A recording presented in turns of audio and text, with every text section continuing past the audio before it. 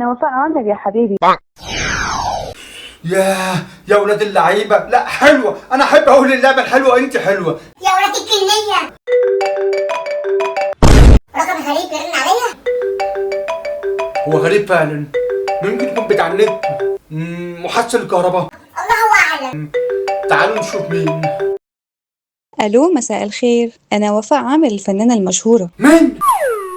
انا وفاء عندك يا حبيبي، بتفرج على فيديوهاتك من زمان، بس كنت عايزاك في موضوع حساس شوية.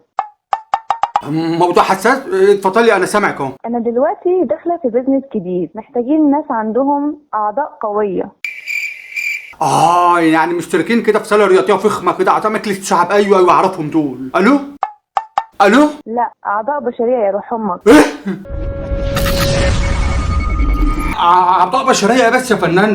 ده انا كل اللي اعرفهم اصلا عندهم انيميا، عندهم طحال، خشونه في الركبه، تمام فاسد يا فنانه، مش هينفع. وبعدين مره واحده يا فنانه اعضاء بشريه كده يا فنانه، مش كده يا فنانه. طب اسمع، نبتدي بحاجة بسيطة، قرنية مثلا. قرنيه؟ وقرنين ايه بس؟ خلاص يا حبيبي، هنبعت لك عربية اسعاف تاخدك، احنا بنحب نشتغل على البارد. لا برد وسخنيه بقول لك يا فندم. دول عندهم انيميا وتموين فاسد. ولو في اي مصلحة قدامك كلمني على الرقم ده، وما تخليش حد يعرفه. حاضر. بس انت وفاء عامر بجد؟ انا وفاء عامر الفنانة المشهورة يا روح امك. يا فندم.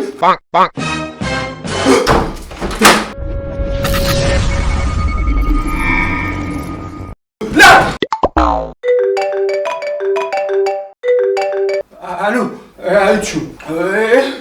لا لما اشوفك احكي لك. انا حصل لي كارثه وبلاوي. ايه بدون ايه؟ هو انت اللي بتعمل؟ هو انت اللي عملت المقلب ده؟ فانا بتعمل فيها كده؟